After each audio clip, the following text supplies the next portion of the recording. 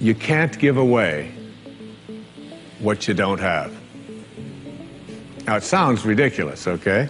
But it's more than what meets the ear as you hear this. You can't give away what you don't have. People who are not good at giving away love can't give away love because they don't have it to give away. If I want to give you a dozen oranges, I can't give you those dozen oranges unless I go out and pick up 12 oranges someplace. Otherwise, all it is just empty rhetoric. And the same thing is true of virtually everything in your life. You can't give away love for others if you don't have love in here to give away. If what you have in here is contempt, if what you have in here is anger, if what you have in here is fear, then these are the things you're going to be giving away in your life. And I've often thought, and I really believe very strongly that there's a law, sort of a law in the universe. I call it the law of attraction. And the law of attraction is one that works like this. You get back from the universe, from the world, what it is that you put out there in the world. And if you're putting out there into the world that I am not worthy of attracting something beautiful into my life, that the universe will respond back to you with exactly that message. And there are people who come to me and who came to me for years when I had my own counseling practice and so on, and they would say to me, I just keep attracting the same kind of people, the same kind of events, the same kind of losers into my life. Why is that? Why do I keep doing that? And I keep attracting an absence of abundance. I just can't seem to attract abundance into my life. I'm always behind the 8 ball. I'm never getting ahead. And I suggest to them, I said, did it ever occur to you that that's the very kind of message you're sending out to the world and out to the universe? That the ocean of abundance is there. And you can go to that ocean of abundance and you can take a Mack truck and you can fill it up 20 times a day and take it out of there, and guess what? It doesn't impact at all the ocean of abundance. It doesn't even go down a zillionth of an inch. It's unlimited. Or you can go to the same ocean of abundance with a eyedropper, and you can just take this much out once a month and say, that's all that seems to be available for me. And the interesting thing for me is that when people go to this ocean of abundance, this unlimited world, all that I have is thine, it says in the holy books. All that I have is thine. It's all there for you. But if you believe inside that it's limited, that you can only get so much, that other people are going to get it before you do, then you'll find yourself creating that very same thing. And the even more interesting part about this you can't give away what you don't have principle is that if your message to the universe is gimme, gimme, gimme, which is a lot of people's message to the universe. I want this from you, I want that from you, please give me this, I have to have that. That's what their prayer is like, that's what their message is, you know, and they say, I want this from the universe, gimme, gimme, gimme. The universe's response back to that kind of a mentality is exactly the same. The universe will say right back to you over and over again, gimme, gimme, gimme. And you'll find yourself never ever arriving, but always being in a state of striving, always feeling as if you're being neglected, never feeling as if you have enough, always feeling as if you're being shortchanged, because you're constantly under the pressure to give, to get back what the universe is demanding from you. And the interesting thing about all of this, the irony of this, is that if you shift that and you say to the universe, to the world, how may I serve? How may I serve? The universe's response back to you is, how may I serve you? How may I serve you? And it's very intriguing. When you take your energy and your attention off of what you are demanding from the world and instead saying, what can I give to the world? And it's really the basis behind that very famous line of the President John Kennedy's inaugural address. Ask not what your country can do, ask what you can do for your country. And the irony of that is, and I've learned that in my own life, that when I stopped thinking about what was in it for Wayne Dyer and how much could I get, and I began to shift and say, how can I help you? How can I give to you? What can I do for you? And people who write to me, I send them something. When I encounter somebody that needs help of some kind, I'm very often just giving that to them. And then I find that it just keeps coming back into my life. And once I shifted that energy off of what can I have into what can I give, it seemed to me that the universe responded back with the very same message. What can I give to you? And the most incredible and wonderful and beautiful abundance has flowed into my life in every way that I can possibly think of. You can't give away what you don't have. There are no justified resentments. And this is a very difficult principle for many people to get, but one that I believe very strongly in. I was in a group one time of drug addicts and alcoholics. And I was one of the people that was a sponsor and leading this group. And the sign on the wall said, there are no justified resentments in this group. And what I said to that group that night was, no matter what anybody says to you here, no matter what kind of anger comes directed towards you, no matter how much hate you may encounter showing up in your life, there are no justified resentments. Meaning that if you carry around resentment inside of you about anything or about anyone, and I'm talking about the person that you lent money to and hasn't paid you back, I'm talking about the person in your life that you feel was abusive in your life, I'm talking about the person who walked out on you and left you for somebody else, I'm talking about all of the things that you have justified in your heart and in your life that you have the right to be resentful about. And I'm suggesting to you that those resentments will always end up harming you and creating in you a sense of despair. I've often said that no one ever dies from a snake bite. The snake bite will never kill you. You cannot be unbitten. Once you're bitten, you're bitten.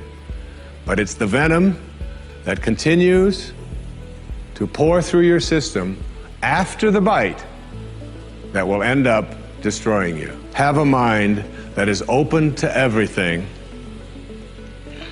and attached to nothing. One of the central principles of my life is that no one knows enough to be a pessimist about anything.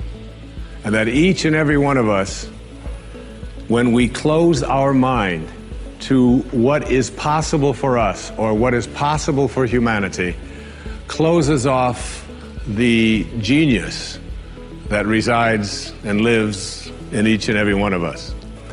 Having an open mind doesn't necessarily mean finding fault with all of the things that you've been taught by others. It means opening yourself up to the potentiality and the possibility that anything and everything is possible.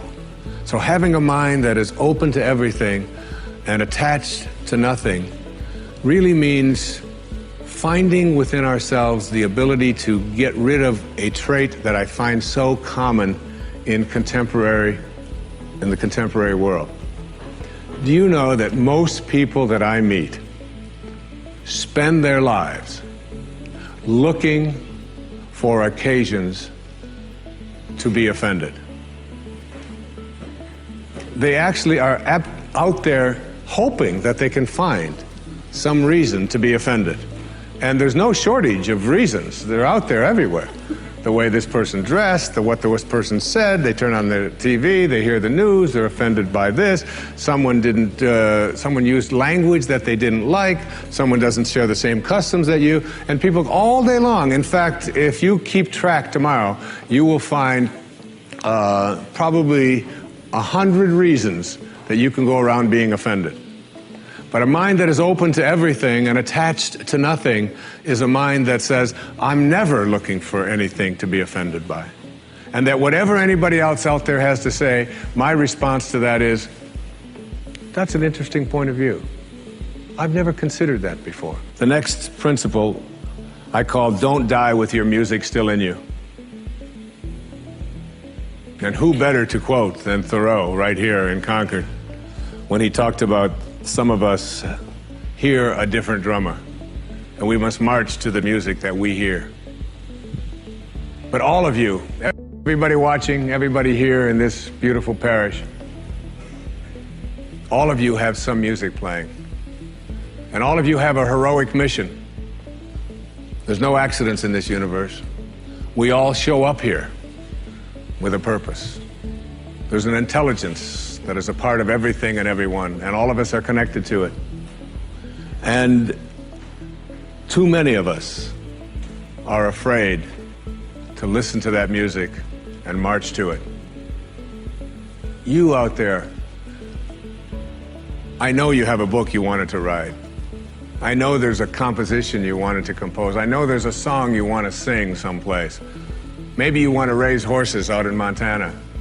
Or maybe you want to open up an ice cream shop on Cape Cod. Who knows what it may be. Maybe you just want to travel and see the world. Maybe you want to go into a relationship with someone but you've been afraid to, but your heart says it's the right thing to do. All of us feel something. And in Leo Tolstoy's famous novel, The Death of Ivan Ilyich, he asks this question that would be terrifying to me. He says, as he has his accountant from Moscow lying on his deathbed, contemplating the horror of this question, what if my whole life has been wrong? I've known what my music is. It's playing right now. As I stand here in front of you with these cameras and in this place, and as I sit down and write my books and tell the world what I know are my truths, I feel always completely on purpose and fulfilled. And no time will I ever come to the end of my life and say, what if my whole life has been wrong? Whoever you are, whatever that music is, however distant it may sound, however strange, however weird others may interpret it to be, don't get to the end of your life and know that you're going to leave and not have it played yet. Don't die with your music still in you. If you want to change your life for free in the next 30 days, click the link right below me. And if you want my Oprah Winfrey affirmations video, check the link right there next to me. I think you'll enjoy them. Continue to believe. I'll see you there. Now you will hear about 3 energy fields and ways of keeping them uncontaminated. The first energy field is your immediate energy body, which I also refer to as etheric or faster. From a standing position, extend your arm forward and mentally note the most distant point where your fingers extend.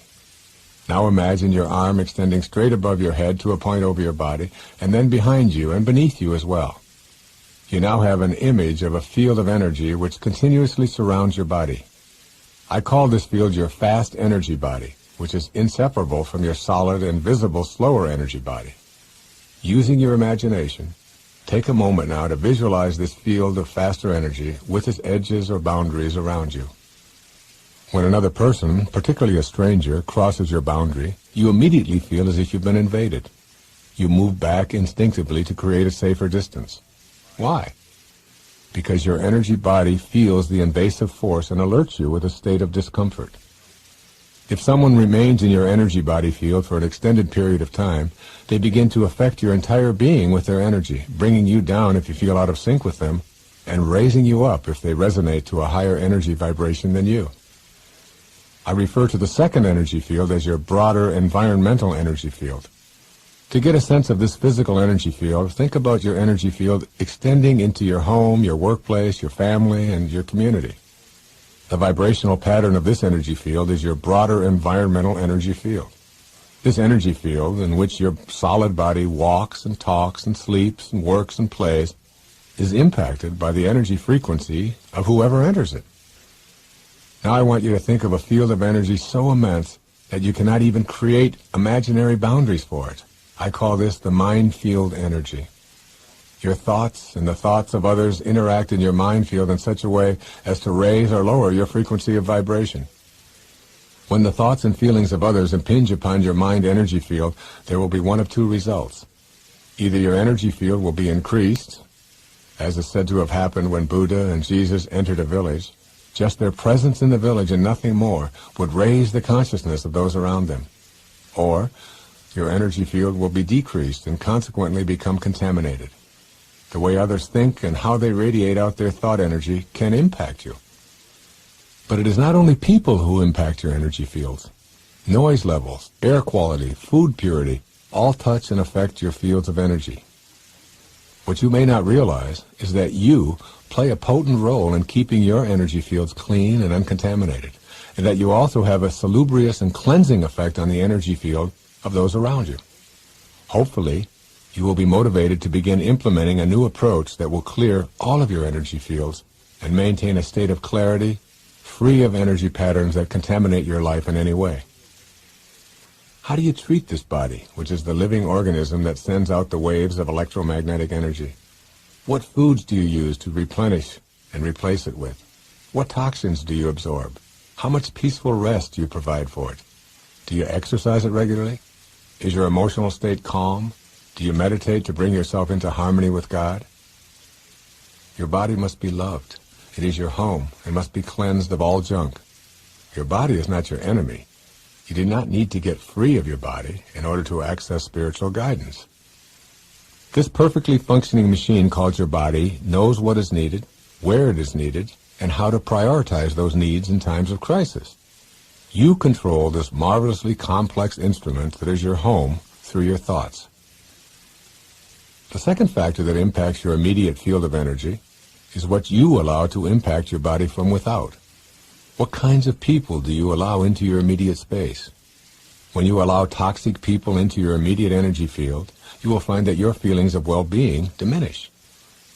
You must say goodbye, albeit with unconditional love, to anyone who pollutes your life space with slowed-down energy. Or you must be prepared to stave off the intrusion of lower energy people first by recognizing it and then neutralizing it by radiating stronger energy yourself. The problem with attempting to continually be a neutralizer is that the effort required often exhausts you, and that level of fatigue makes you susceptible to the lower energies. If someone brings anxiety, shame, depression, fear, whining, complaining, apathy, stress, worry, anger, guilt, or any of the multitude of what I call lower energy patterns, they are inviting you to join in their misery and load your life up with the problems that they live with every day. Resolve to remove yourself from any toxicity that threatens the purity of your life space. When you feel yourself being breached, take immediate action, first by recognizing what is happening, and then moving in counteraction. Consciously send out thoughts of kindness and love. Remove yourself in a conflict-free way from the invading energetic forces. Anyone who you allow to be a regular visitor in your body energy field must come with love, peace, and the higher spiritual energies. The closer you come to being in a dynamic state of grace in your thoughts and refusing to be in the fields of those who are projecting lower energy thoughts, the closer you come to being in God's mind field. This idea of not dying with your music still in you is really about an awareness that there is some kind of purpose. And that purpose to everything and to your life is not necessarily based upon something that we can figure out with our brain. Like, my purpose is to become an accountant, or my purpose is to find the perfect place to live or the perfect mate. I don't think it's done that way. It's never, to me, an intellectual thing. It's always something that's of the heart. When I ask people to point to themselves, they never point to their brain. They always point to their heart. And Gibran, the Lebanese poet, said that when you're born, your work is placed in your heart. There's something that you feel, and it's very hard to put it into words. In fact, I think it defies words, because words are just more symbols of something that we're trying to express. And it's the feeling that we have in here that I'm here, that I have a heroic mission of some kind, that there's something more to my life than just simply going through the motions and being a commuter and collecting a certain amount of stuff. So to me, not dying with your music still in you is what Maslow called the top of the pyramid. And you remember the pyramid of the self-actualization that begins with the baseline being the longest part, but the baseline is just taking care of basic needs. Like you learn how to handle and provide for yourself. So you have to, at the very base of this pyramid, you have to feed yourself. And you have to have your needs for water, and your needs for food, and your needs for shelter as you move up this, and then your needs for sort of like companionship, and ultimately a need to feel a sense of belonging, a need to feel loved as you begin to move up this pyramid, until you get to the very top. And at the very top of this pyramid, there's just a tiny little space up there. And this tiny little space at the top of the pyramid is what we call purpose, where you're living your life as if why you're here is really clear to you. A sense of purpose is not that I'm doing what I was told I was supposed to do that was programmed into me by somebody in the sky before I showed up here, but that I feel as if why I'm here is being actualized. And when people ask me about how do I get to that place of purpose in my life, I always remind them that your life is like what Joel Goldsmith called it, a parenthesis in eternity. So who you are, Carl Jung referred over and over again to the part of us that is eternal, the infinite part of us. He said the telling question of a person's life is their relationship to the infinite. And until you have that relationship with the infinite, you will not know anything about purpose. So that you almost have to learn how to step outside of yourself and begin to witness yourself from the perspective of who you are as not being this thing that you're observing. You go to the observer, and then you even get to watch the observer. And that's when it starts to get a little bit complicated. But as the observer or as the witness to the observer, you're sort of watching and noticing. But the sense of purpose comes from being that witness rather than what you are witnessing. And when you get to that place in your life, you begin to realize that who you are in this physical world, this name that you've been given and this body that you are occupying, is nothing more than a parenthesis in something called eternity. It opens parentheses at the moment of your conception. It closes parentheses at the moment of your death. But when you come into this parentheses, when you show up here, you show up with nothing, with no thing. And you go from nowhere, N-O-W-H-E-R-E, nowhere. And in one instant, conception, you're in now here, N-O-W-H-E-R-E. It's all the same. It's just a little question of spacing. Nowhere, now here. So now you're in now here. Hopefully, all of you listening are in now here. There may be some of you listening that are not now here. But while you're in now here, you have some kind of an awareness that you're going nowhere. You're going back to nowhere. So it's nowhere, open parentheses, now here, back to nowhere. It's all one. But there's something different about now here than nowhere. At least we think there is, but we don't have any real confirmation about that unless you're Brian Weiss. Or you know about past lives or future lives and so on. Now, one of the great teachers in my life, Carlos Castaneda, whom I've referred to on many occasions, one of the things that he says is that the problem with humanity living at ordinary levels of awareness is that we are all beings who are going to die, but we act as if we're not. So that we don't really ever come in contact with our immortality or our infinity at all, because we are acting as if this body is all that there is and it's going to live forever, when in fact there's an awareness in there that we're all going nowhere. I wrote some textbooks back in the early 70s talking about the importance of goals, and I can't have them all withdrawn, but I think that I watch my kids, and some of them are in college now, and some of them are out, and they're worrying about what they're going to major in, and trying to set a goal, and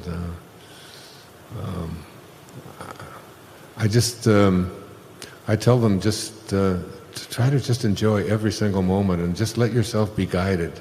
I think it's great advice for parenting. It's just guide, then just step aside and recognize that all of us have the anchor of the universe located within us. That's what Lao Tzu said. It's in every single one of us. And let yourself be swept with it. Let yourself be taken by it, rather than getting your individual ego in there saying, well, this is what I'm going to do. And it's like Arthur Miller, the great playwright, he was asked a question at an interview with the New York Times. He was 91 years old, and they said to him, are you working on another play? And he said, I don't know.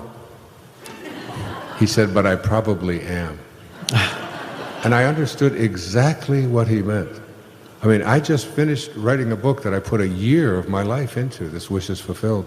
And last night, I called the president of Hay House, my best friend, Reed Tracy, and I said, there's an idea germinating inside of me that I think will ultimately become a book. I don't know even quite, I just know it's starting to excite me. And I've often been called the father of motivation all over the world. They've got this title they put next to me, and I always say, if I have to be the father of anything other than the 8 children that I have, I would choose to be the father of inspiration, because I think it's the reverse of motivation. Motivation is when you get a hold of an idea and you take it where you believe that you can take it with your goals, and any obstacles that come along, you're going to plow through them, you're going to make this thing happen. And that's motivation. You get a hold of an idea. Inspiration is an idea gets a hold of you, and it takes you where you were intended to go even before you were ever conceived. I can't imagine you as a little boy in Germany were thinking about being one of the most famous authors in the world. I mean, and how it all comes about, and what's going to come next for you. And like you said, I don't even know what words are going to come out next. It's for me, it's just being completely immersed in the now, and surrendering, just like turning it over. That's just what I do. I turn it over. And the most amazing things happen when you turn it over. That's when God comes into your life. That's what Carl Jung called synchronicity. You have almost like a collaboration with fate. You're letting it all unfold. In the midst of your writing, I don't know if it happens for you, but there'll be something I'm not sure or whatever, and all of a sudden I'll go to the mail, or somebody will pick up the phone, and it'll be right there. And it's like, after a while, you start to almost count on it. You start to realize that you don't have to do anything. You can just let it come to you. Yes. So I don't think you can be totally free of goals. Like, I have to go to the bathroom. So I'm going to have a goal to go to the toilet, So I don't think I can get totally out of that goal place. But by and large in my life, I just let it be. I think the Beatles had it right. When you find yourself in times of trouble, Mother Mary comes to me, speaking words of wisdom, let it be, let it be, let it be, let it be, let it be. There will come an answer, let it be. I don't know, that's my theme.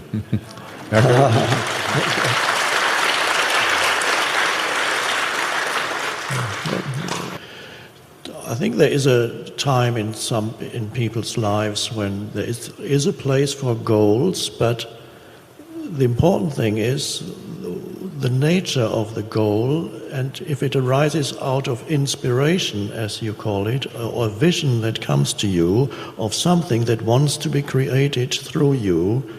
It could be a book. When the Power of Now came to me, I felt this urge suddenly of writing. I bought a yellow notepad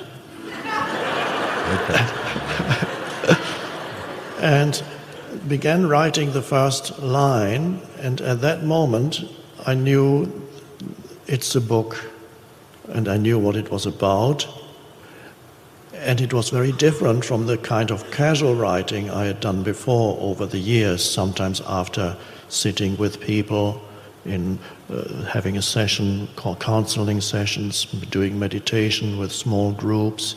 I would sometimes say things and then later I would write them down because that was new to me too, but I said things that I didn't know before, they came out.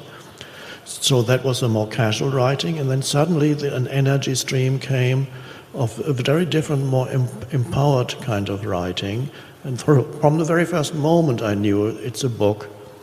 So in that sense, one could say I suddenly had the vision of writing a book, one could say. As one could say, I had a goal of producing a book.